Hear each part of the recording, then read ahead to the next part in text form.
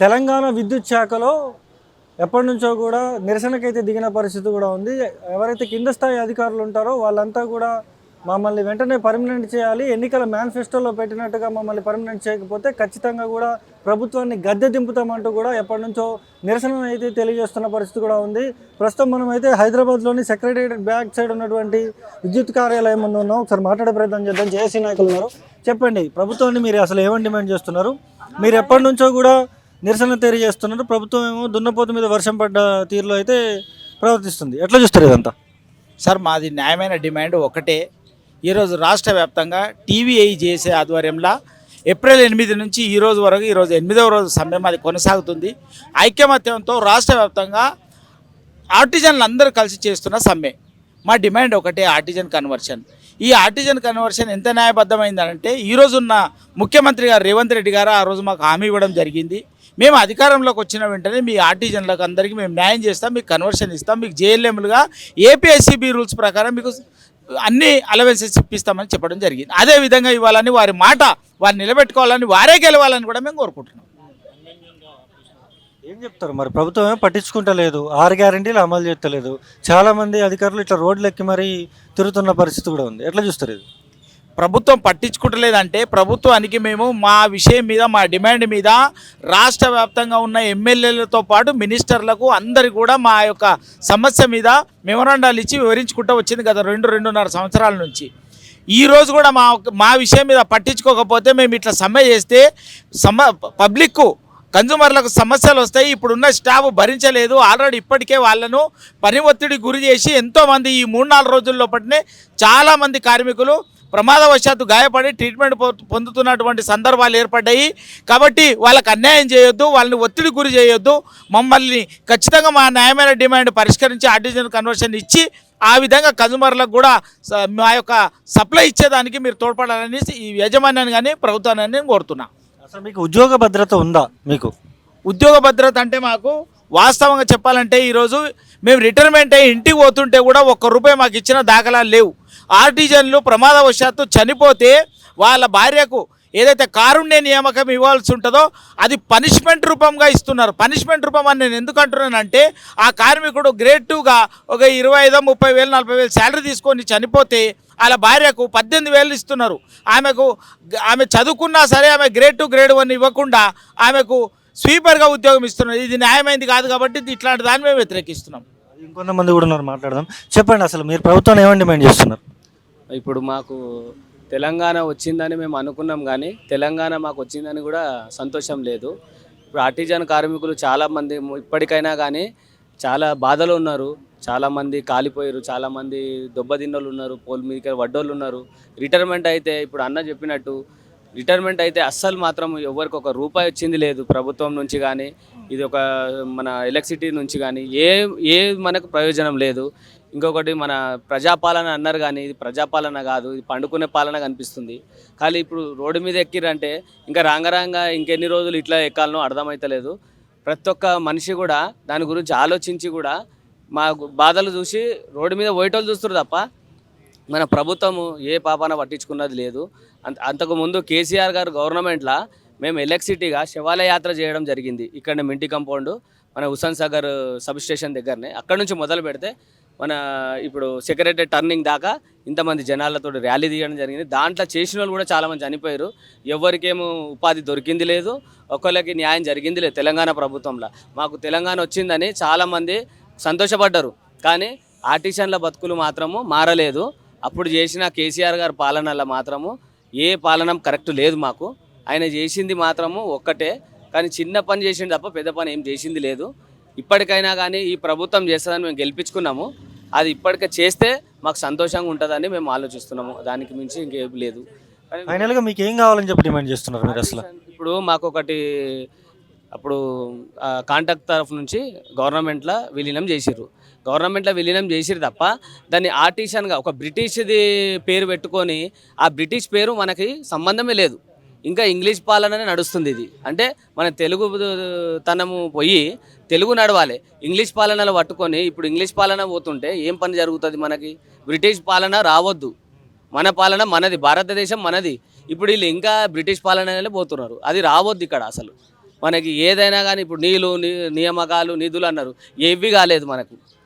ఇప్పుడు మన మింటి కంపౌండ్లో మాత్రము చాలా మందిని చూడండి, ఎందుకు రోడ్ ఎక్కుతుర్రు, ఎందుకు ఎక్కుతుర్రు. ఫస్ట్ మన హైదరాబాద్లో మింటి కంపౌండే కరెంటు ఫస్ట్ తయారైంది. మింట్ అనేది కరెంటు తయారైనది ఇక్కడనే. ఆ జమానాల నవాబులు తయారు చేయించిన కరెంటు ఉంది, కానీ అది కూడా శాశ్వతంగా లేకుండా చేసిండు ఈ మన తెలంగాణ గవర్నమెంట్. ఇప్పటికైనా కానీ ఇప్పుడు వీళ్ళు వచ్చిన పాలనలైనా కానీ మంచిగా చేయాలని మేము కోరుకుంటున్నాం. పర్మనెంట్ చేయకుండా ఏదో మీకు ఇచ్చినాము, మీరు కుక్కకు బొక్కేసినట్టు చేసిర్రు, అది కరెక్ట్ కాదు. ఇప్పుడు వీళ్ళనే సరి చేస్తారని మేము ఆలోచిస్తున్నాం. ఇంకొంతమంది కూడా ఉన్నారు, మాట్లాడదాం. చెప్పండి, మీరు చెప్పండి అసలు.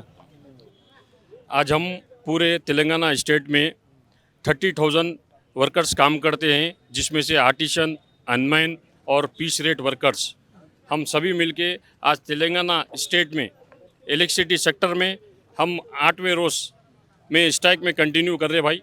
हमारा डिमांड एक ही है कि एक इलेक्ट्रिसिटी सेक्टर में एक ही रूल रहना।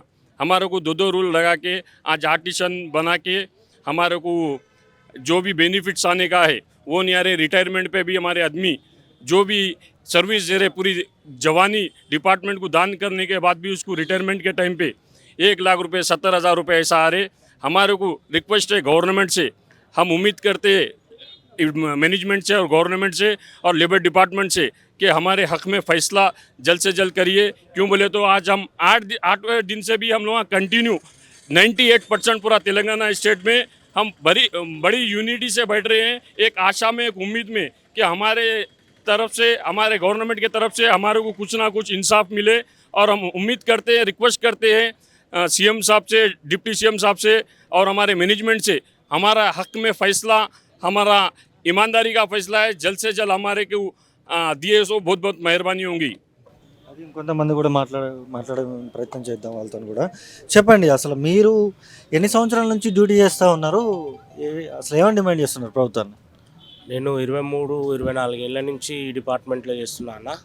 నా పేరు దయానంద్, ఇదే ఆఫీస్లో చేస్తున్నాము. మేము ఏం అడుగుతలేము, ఓన్లీ కన్వర్షన్ అడుగుతున్నాము.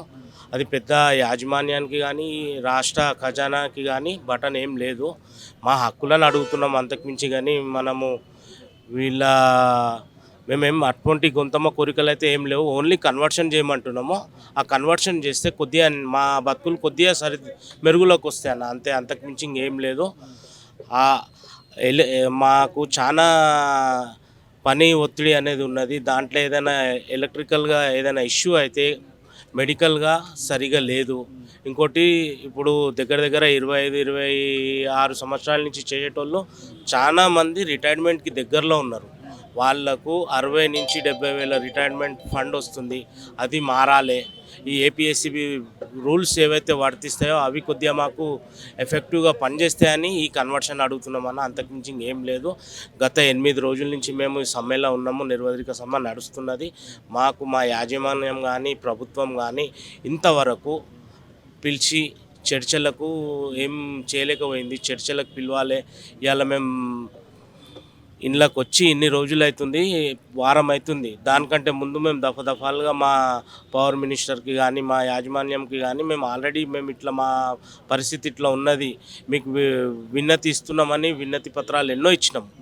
బుట్ట దాఖలు చేసింది కానీ మమ్మల్ని ఏం పట్టించుకోలేదు. ఆఖరికి కార్మికుడు అనేటోడు అసహనానికి వచ్చి ఇవాళ రోడ్డు మీద ఉన్నాడు, సమ్మె బాటకు వచ్చిండు. ఇది మా యాజమాన్యానికి కానీ ఈ డిపార్ట్మెంట్కి కానీ చాలా సిగ్గు అనిపిస్తుంది. ఏం చేస్తుందో చూడాలి. ఇప్పుడు ఈ డిపార్ట్మెంట్ ఏం చేస్తుంది, ఇప్పుడున్న మా రేవంత్ రెడ్డి సర్కార్ మా గురించి ఏం ఆలోచిస్తుందో చూడాలి. మేము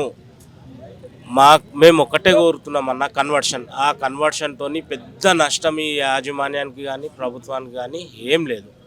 చేస్తే మా లైఫ్ అనేది కొద్దిగా సెట్ అవుతుంది, మా భార్య పిల్లల లైఫ్ అనేది కొద్దిగా మెరుగుపడుతుంది అని, అంతకుమించి ఏం లేదు. థ్యాంక్ యూ అన్న.